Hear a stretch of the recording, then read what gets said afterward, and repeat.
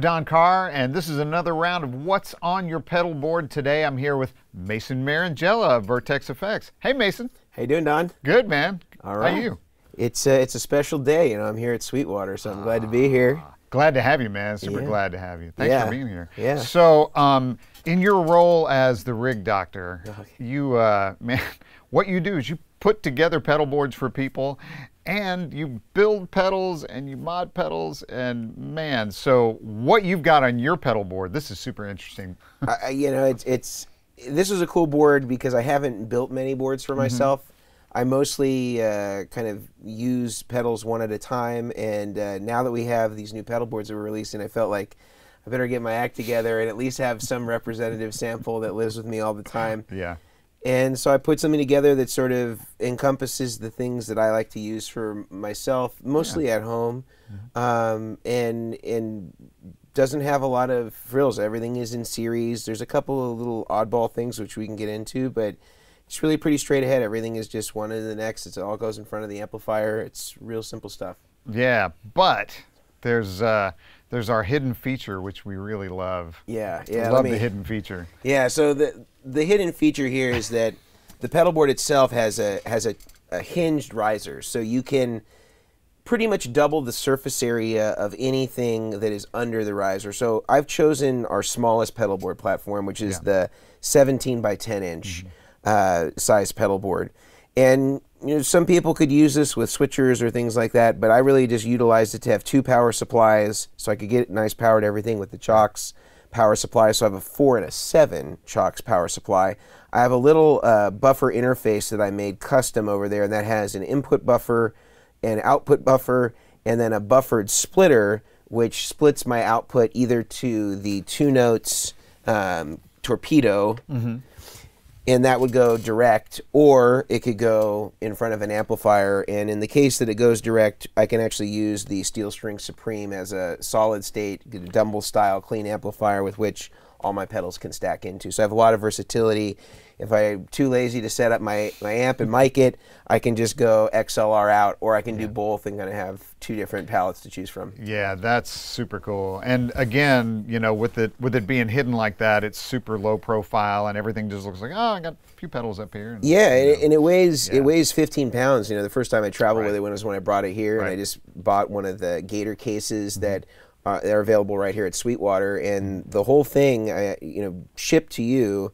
I think in the case was like 16 and a half or 17 pounds. It was like really, really light. Wow. In the flight case, you know, full ATA rated flight case. So that's pretty manageable. And I could have, of course, checked at 2 of our pedal board sizes, including this one. You can actually just carry on to a plane, or you can check it that it meets all the requirements for carry-on baggage. Man, that's nice. That's super nice. And you know, obviously super sturdy, and you know, that's the best part, because flying stuff, you know, I've had pedal boards where you try to fly something, you get there and everything's just completely disassembled, you know. That's a tough one. Yeah, I know. And a lot of our customers, you know, in the pedal board building that we do, a lot of them will end up taking stuff to TSA.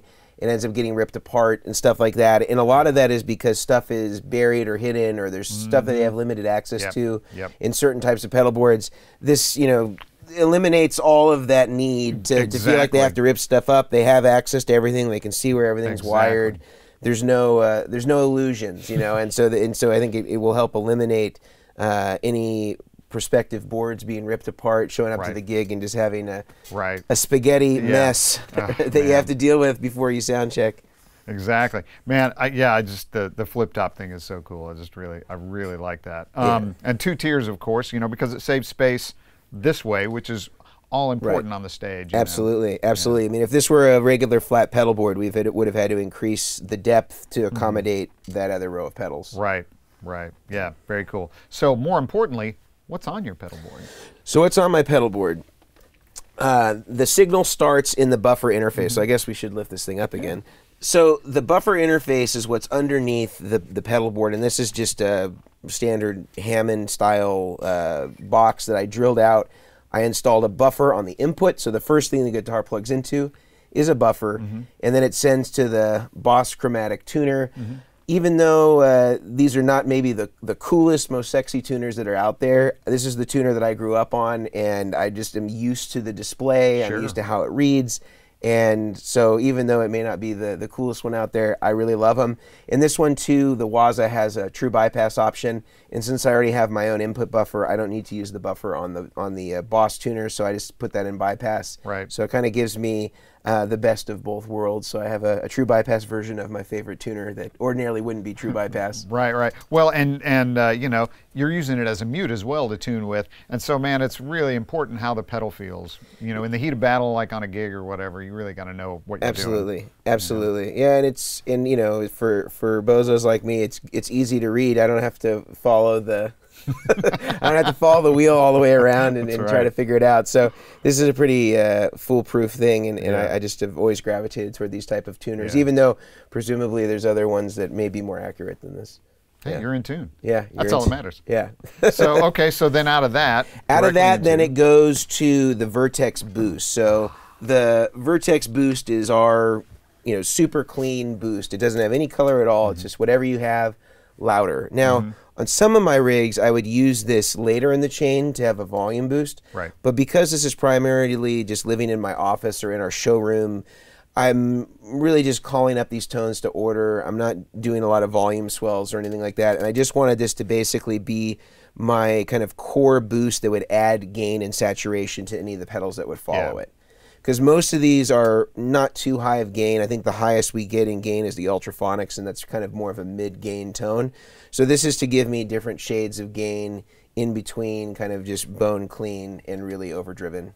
Yeah, nice, nice. Yeah, because, again, I can see just looking, you've got, we've got 3 gain pedals following that, and all of them are kind of lower gain pedals. Yeah, so if you want, I can show you how I would typically use this, if that makes sense. Sure. All right, so this is just I should also mention, I have on the Source Audio Collider. I'll probably leave that on all the time. Yeah. I have it set for a single repeat tape delay, just for a really short slap with the mix way down. And then I have a plate reverb on the reverb side. Okay. And then we're getting a little bit of spring reverb too from the amplifier. And that's kind of just a bass kind of core sound that I always use just to kind of put some air in between the guitar and the amplifier.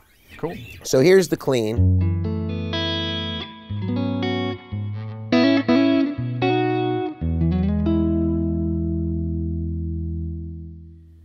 Real basic Fendery clean. Here it is with about an 8 dB boost from the Vertex Boost. Same thing.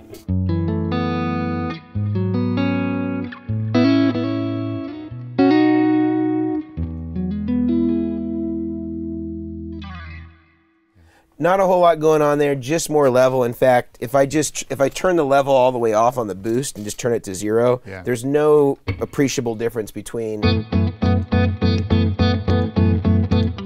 There's no tone change. I'm just adding volume to the signal. That's it. Yeah, yeah. Any tone change would come like if you were hitting the input of the amp a little harder. Exactly. And with with enough headroom like this, a 60-watt amp, with the volume that we're running at, I don't think that we have too much risk of that. But I'll put it back approximately where I had it. So after the boost, I go into the Rocket Archer. And you and I both share the fact that we love this pedal. I think it's one of the best Klon clones out there by far. Oh, yeah. And, some people get into the conversation about diodes and all that stuff, and it does have the magic diode. And really, if there's any difference between one diode and another, it's really just it's a leakage thing. It's really, I don't think, anything inherent in it being some magic number. And I think that this really lines up really closely to that sound. So I use it for kind of like a fattening boost that kind of takes the clean boost that we already have and kind of exaggerates the mids a little bit more the low end, and just kind of adds a fatness that can kind of make especially the 2 and 4 pickups for me, come alive a little more. Yeah, just a color thing. Yeah, so this is kind of what I might do.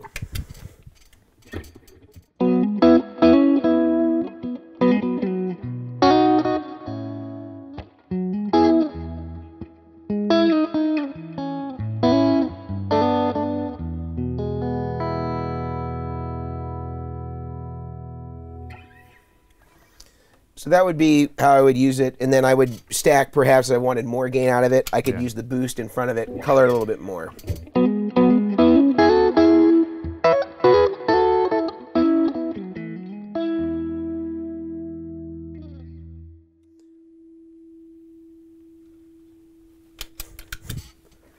So that would be the basics way of like how we'd kind of use the two boosts interchangeably. Nice, man. Yeah. Nice. Yeah, it's just a little bit fatter sound. Each one of them, you know, you've got your clean sound, you've got the boosted sound, you've got the Archer sound, you've got the Archer boost, and it's just all just slight little color variations. I like that, man. Yeah, Very it's nice. very subtle. It's not a big tone change. It's just kind of subtle changes, and those I use a lot interchangeably. I'm using the Archer and the boost. I'm going back and forth with those all the time. I don't typically stack too much with the boost in the Tube Screamer, the boost in the Ultraphonics, unless I just want really slight variations. Yeah. I'll usually do more like the Archer and the Tube Screamer is a real common combination for me. And I'll show you more about that. Yeah, absolutely. So Tube Screamer, so which model? So I have the TS10, and this is a Japanese version of the TS10, and you know, I'm a sucker for John Mayer, and this is always the Tube Screamer that you see on his board. Yeah. And so, you know, just like everybody else who kind of follows his lead and kind of considers him the tonal pace car, I went and got one of those years ago, and I just always had it on the board. And as I said, I'm mostly just using it on an a la carte basis. You know, I'm just kind of dialing up things to order. Right. So, but it sounds great. You know, it sounds like a Tube Screamer should. Yeah, and it does the thing you want it to do. Yeah, exactly. Yeah.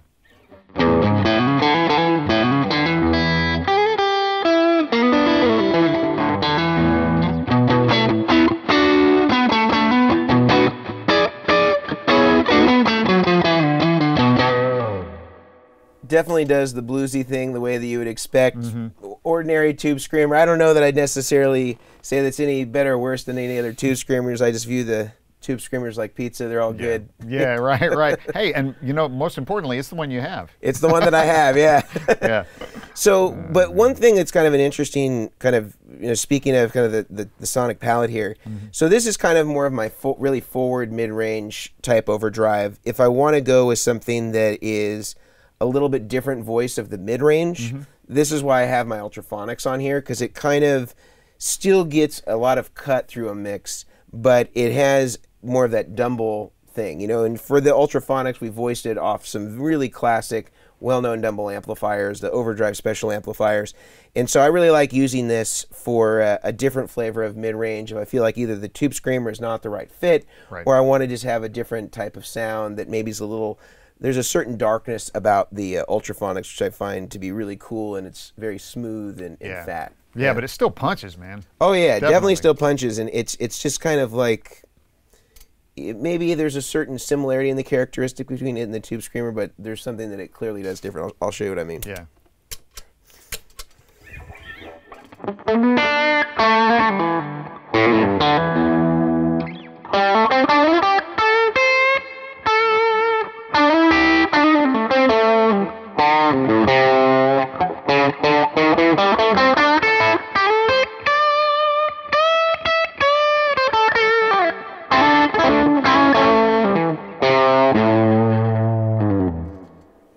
Definitely like a bigger bodied version. Sometimes Tube Screamers can sound small. I like that in certain instances, especially when we're talking about a mix. A lot of that low end is completely unnecessary that the Tube Screamer carves out. This has definitely got more of that warmth, more of that bark. And I really love it for that. Yeah, and killer for single notes like that. I mean, seriously, just, you know, a lot of yeah. Not as good for complex chords, but that's also something that's really consistent amongst Dumbles, and this is why you don't really see a lot of Dumble players, especially when they're doing dirty sounds. They're not playing much more than triads, just because the orientation of the lead channel is really to drive and punch through those single notes. Yeah, exactly. Yeah. Cool. Yeah, that sounds great, man. Again, not a lot of gain. Just another flavor. Yeah, and if I did want to, if I had this sound and I needed to add more gain, I would really just reach for the boost and just, you know, because it's not going to change the core characteristic. It's just going to change a little bit more, you know. Drive it harder. Yeah, I was trying to think of a gainier tone.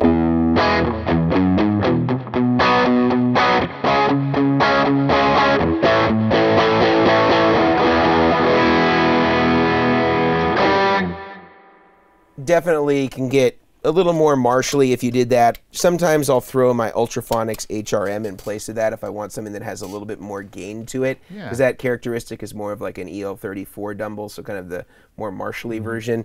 And luckily they're the same platform, same footprint, so I can easily swap them in and out if I need to. Hey man, and you're the rig doctor. You can do what you want. Yeah. Right? Oh man, that's cool. Okay, so gain after gain, then we go to... Yeah, so basically from the Ultraphonics, it then travels up underneath the bridge and it hits the Aeron stereo chorus. This one I've modified. It's true bypass. Has 2 different voicings. I really only use the first voicing, which is kind of more of a classic 80s sort of like hi-fi stereo chorus. Yeah. And these are real funky, but they take gain really, really well if you want to do kind of that 80s Steve Lukather kind of like overdriven chorus sound. I just think that they sound great. They're kind of noisy and finicky, but I don't think anybody quite does the Aeron the way that the Aeron chorus does it. Yeah, I agree with you completely on that, man. It is singular and unique. Absolutely, absolutely. And does some great Leslie stuff too. Yeah. I don't really do that, but I've heard people use it really effectively in that format. So I mostly just use it for, you know, just a little bit of texture for clean tones. Sure.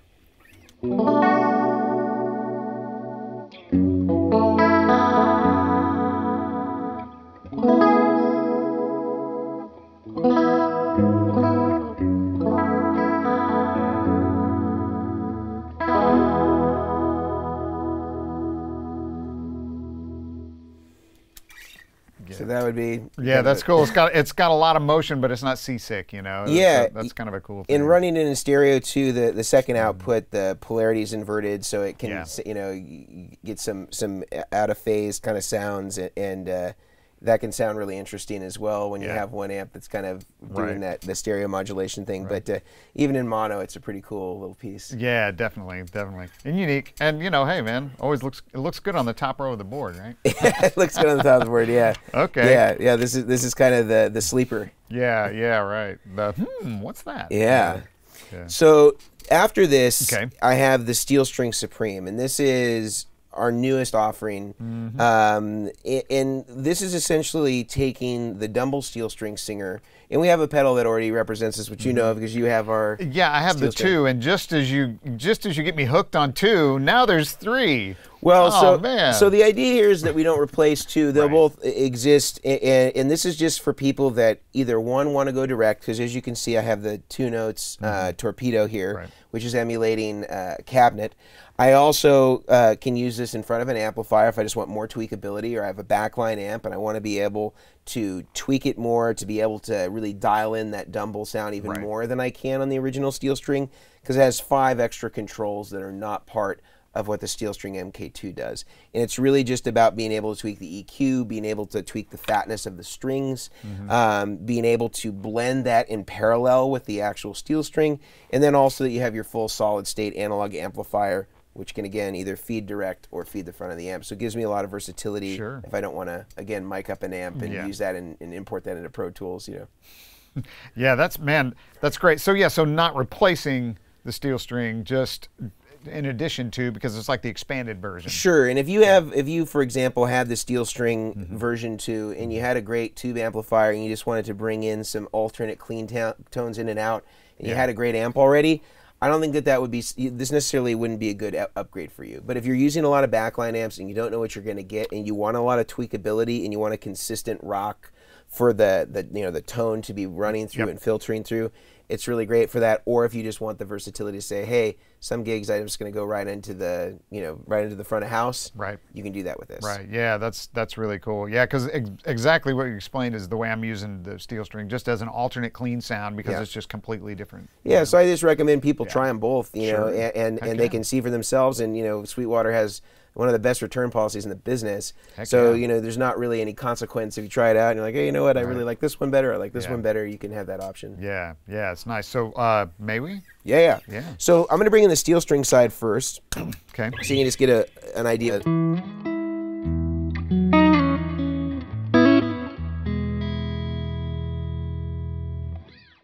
Good, clean, bass clean tone, no complaints there. I'm going to add in the Supreme.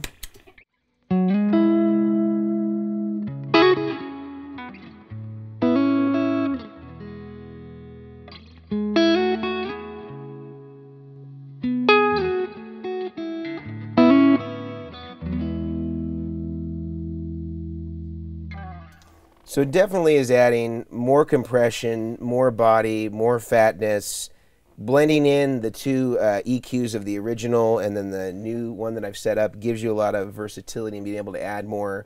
And the other thing I like to do is sometimes I'll use the Supreme EQ when I'm into a front of a clean amp.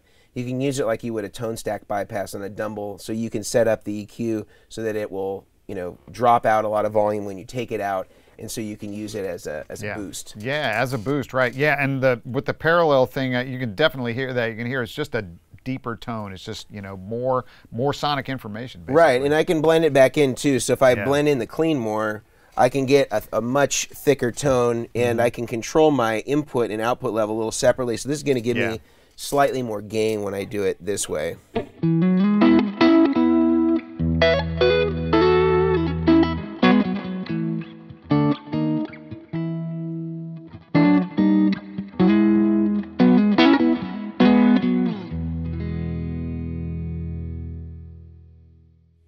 Nice. Nice. Yeah. So that's a cool feature too, because I like to be able to say, I really want more preamp style clipping from the pedal. So I can just lower the level and crank the output and be able to do that.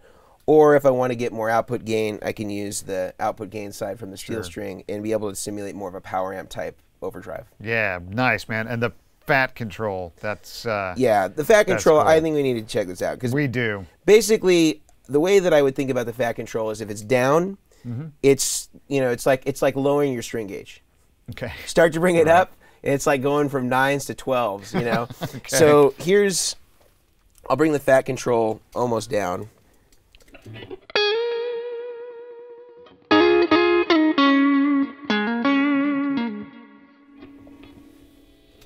Bring it up.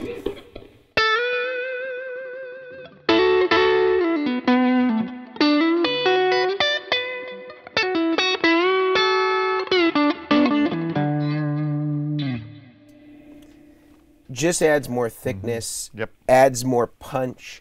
I just like living with it up, especially with the Strat. You know, and the cool thing too is if you use a Les Paul or a 335 or something that has a lot of that oomph, it's also nice to be able to dial some of that stuff out depending on what your amp is. Sometimes small combos can produce a lot of bass, a lot of low end.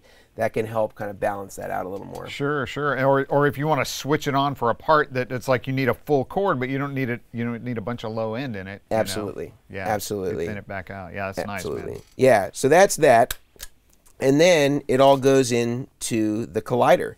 And the Collider is one of my absolute favorite products that's out there for delay and reverb. Yeah. And the main reason why is that it does delay and reverb in one. So it's all consolidated. It has some of the best programs from the Nemesis and the Ventris. And I actually have some old school Lexicon rack gear, and I'm able to produce a lot of those same sounds just by using this thing.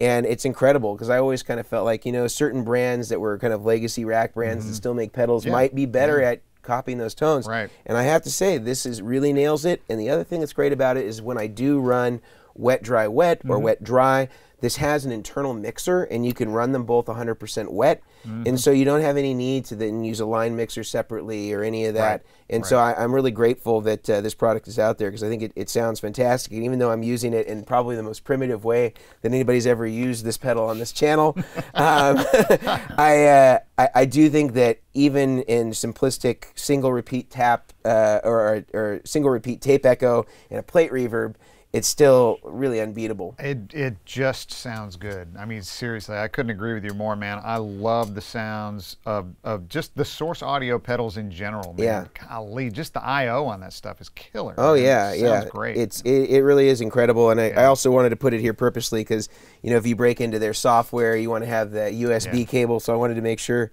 that I had it at the ready if I ever needed to set up some more presets. I think I only put like 4 in there because I'm so simplistic in what my needs are, but you know, I hardly ever even touch this thing. It's just always on. Well, and then you can still dial around on the face of it. Yeah, you know, absolutely. That's one of the things I really like about the way they designed, you know, that whole line of pedals is that if you want to go super deep, you can use the app, but you don't have to. Absolutely not. No, you don't have to. You can save everything right on the face of it, which is really cool. Yeah. So from there, it goes into my buffered splitter output again. And it sends one side to the amp, which is what we've been hearing. Yeah. And then the other side gets sent back to the 2 notes. Cool. And the 2 notes can send a balanced output to a front of house, your DAW, whatever it is that you want to do. And I have a couple of the Dumble cabinets that are made by Kerry Wright, who's the guy that has made a lot of the Dumble cabinets. Okay. And I've actually taken IRs of those with SM7s and 414s, which is what John Mayer uses, and I've actually saved them in here. So when I do go direct, I have a lot of those kind of classic John Mayer type tones using G1265, same mic complement that he'd ordinarily use live. Right. And I'm going to give these to you guys so you can use them. If anybody does want to go after those John Mayer tones, I'll have those for you so you guys can link those so people, they want to check it out, they want to hear how it sounds, they'll be able to use those exact same cabs, those exact same presets. Nice, man. That'd be really nice. Anxious to hear that, man. Yeah, absolutely. Well, it's a great unit, and you know, sharing is caring, as they say. Indeed, indeed. Thanks for sharing. Yeah. Wow, wow. Yeah.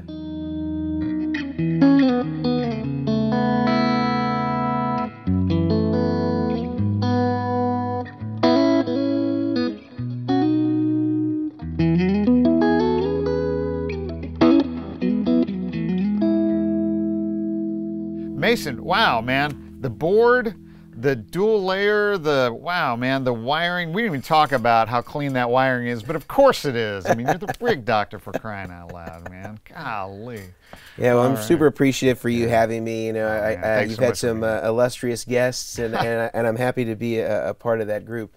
Thanks so much for being here, man. Seriously, absolutely. Really appreciate it. And thanks everybody for watching. If you've got any questions about anything you've seen here today, contact your Sweetwater sales engineer. They'll definitely hook you up. And Mason, thanks so much for being here. Really appreciate it. Absolute pleasure. Thanks, Don.